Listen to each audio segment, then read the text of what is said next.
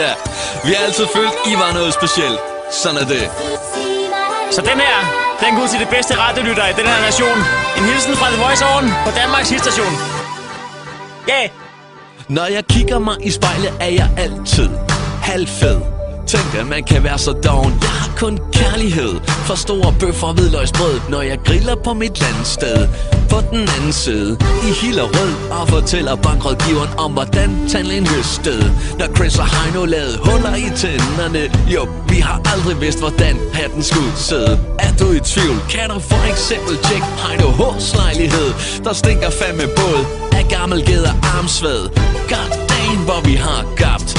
Det er så sørgeligt, ja, jeg er så tilpas tabt, at jeg til far for hold nord. For hvis jeg stillede op til Robinson, ville folk sætte kryds ved mit navn næste gang de stod ved urnen på et ø-råd. For Chris og Heino, de skal fandme hjem med næste båd.